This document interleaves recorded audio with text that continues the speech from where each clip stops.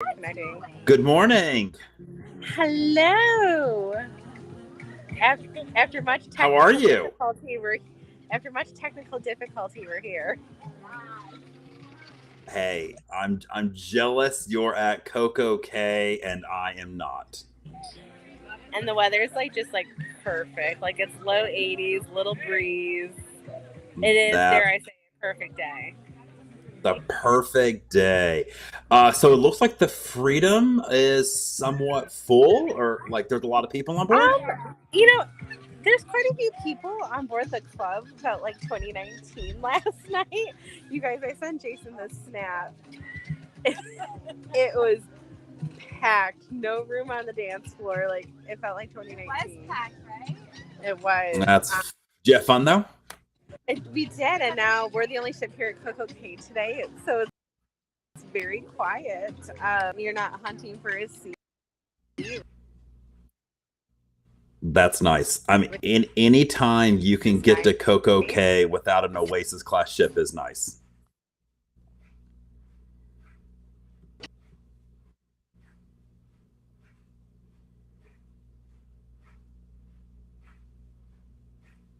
Did we lose you, Haley? I'm worried your internet might have gone out. Have we lost you?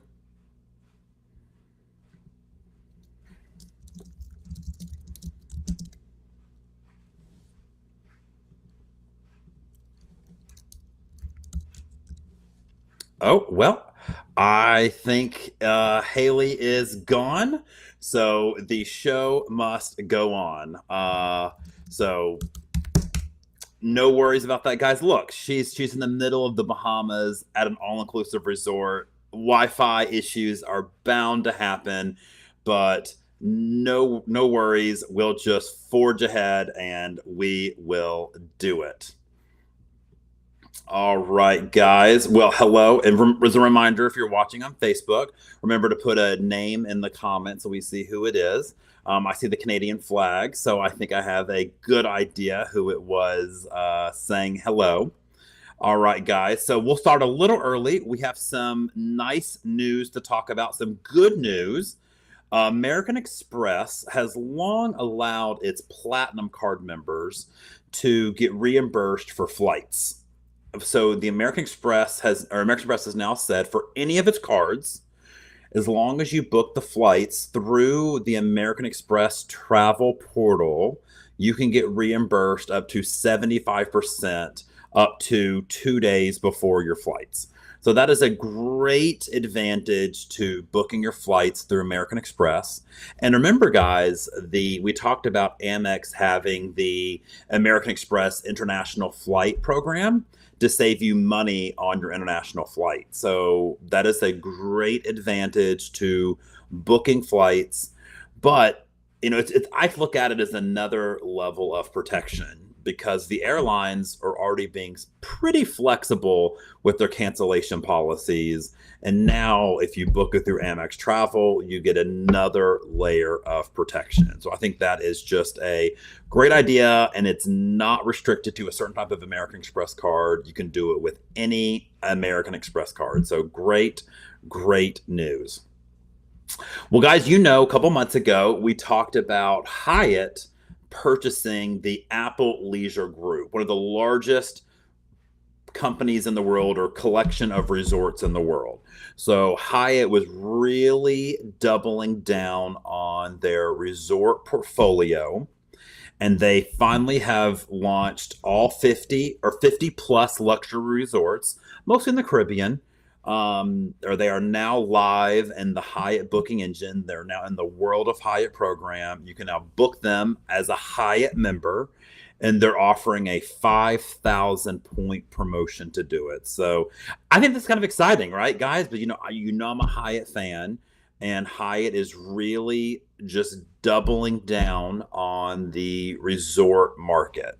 So I think this might be a great way for Hyatt to just have loyal people, right? Because now when you stay at some of these properties, Dreams, Secrets, Breathless, you'll sign up for the World of Hyatt membership program, which will then be more likely to lock in those people when they decide to go to a domestic city or go across the pond, they're going to be looking for those Hyatt properties. So I think this is a really, really great move for Hyatt. I'm a big Hyatt fan. I'm looking at some of the resorts. I'm like, maybe I should go check out a Hyatt resort in the Caribbean. So great news, and the 5,000 bonus point promotion. I mean that's a nice little kickback to booking the resort now. All right, guys. So, Haley and I are big Delta fans. I really wish she was here to talk about this, but her Wi Fi was having issues. So, no worries, it happens. So, one of the biggest lacks that Delta has, we're keeping it fair and balanced, is the lack of a business class lounge. Okay. So the American has the flagship lounge. So if you're flying business class across the pond, you get access to the flagship lounge if you're at an airport that has it. United has the Polaris lounge. So Polaris is the business class product that United has for their long haul flights. Delta does not have a business class lounge. So even if you're flying Delta One anywhere in the world, you are going to the regular Sky Club. And that has been a knock against Delta. Well, good news. Delta has announced that they're going to be doing Delta One lounges. So you have to be flying business class. Your status doesn't get you in. You have to be flying business class with Delta and Delta One to get access to these lounges. They're coming out in 2023. They're going to start at some major airports, LAX, JFK. I imagine we're only going to see them at the biggest international airports. There's no need for a Delta One lounge at in Nashville, for example.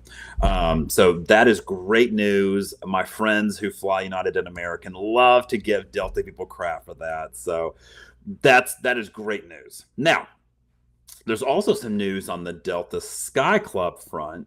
They have changed the rules on who can enter, and I think the controversy around this is a lot to do about nothing. So they are now saying you can only check into the lounge 3 hours before your flight, unless it is a connection. So if you land the JFK, have a 5-hour connection, you can still check into the Sky Club. So there's not a problem there. Just on your first flight, you have to check in. You can't go to the Sky Club more than 3 hours before. I'm okay with this. And the other rule that's changed, which I've never done this, is they're no longer allowing people to enter the lounge when they land. I've never heard of anybody doing this, but apparently some people do. When I land, I go right to the baggage claim, get my bags, and head out. But so that's two things they're doing to try to limit how busy the lounges get, and I am truly fine with these changes. This is very similar to what American Express does in their Centurion lounges, so there's really not a whole lot to see here, in my opinion. So Haley and I have both recently flown Premium Select or Premium Economy, going to Europe or back.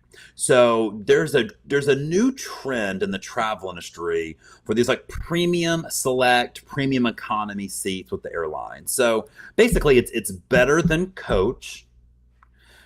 But it's not really, it's not business class. So the seat really reminds me of what you would get on a domestic first class seat or flight, right? So if you imagine flying first class, Seattle to Dallas, right? You kind of think of what that first class seat would be like. That's basically what the international business select seats are. Okay, they're a nice size seat. They have a nice recline to it. They have a footrest. You can really relax nicely on this.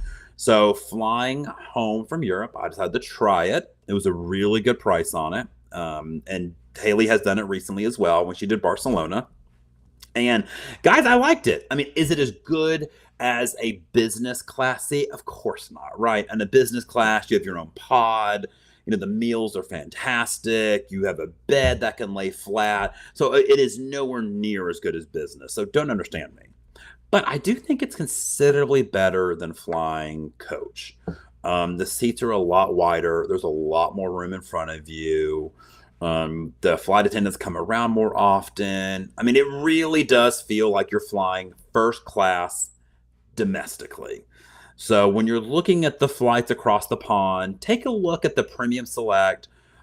If the business is just outrageous, I don't think it's a bad price point at all. So the last thing is a travel tip of the day. So people often, when they're booking flights to Europe or back or Asia or back, I'll show you back, they often look from their local city to wherever they're going and back. I mean, that makes sense. But the prices can be outrageous. So for example, I live in Nashville. That is not a major international airport. So when I book flights or search for flights from Nashville to London and back, the rates can be outrageous, especially for business class. But when I switch the flights to like JFK, London and back, the flights are considerably less expensive. So what I do all the time, and I know Haley loves this trick too, take some time to search, but I will search JFK, wherever I want to go in Europe, back to JFK, and I will often book that as a round trip international flight. And then I'll book another pair of flights, Nashville to JFK, 2 weeks later, JFK back to Nashville. So, granted, you have 2 locator codes. You have to tell them when you check in about your luggage tags. It's not that big a deal, right? So when I flew to London, I checked in. I was like, "Hey, I have another locator code. Can I get this tag say London instead of JFK?" It was not a problem at all. So it's a great way to save some money, especially if you live in a smaller market with a smaller airport and not flying directly to Europe. So, all right, guys. Well, that is it for today. Just a short and sweet show. Sorry, Miss Haley's Wi-Fi flaked out, but hopefully she's having some drinks poolside at Coco Cay. I'm very jealous. So make sure to follow her on social media. She's going to be posting tons of stuff about her quick trip to the Bahamas on the Freedom of the Seas, just a Nassau, Coco Cay, quick little trip out there. So, all right, guys, make sure to join our Facebook group, todayinlive.com. Have a great day, and I'll see you out there. Bye, guys.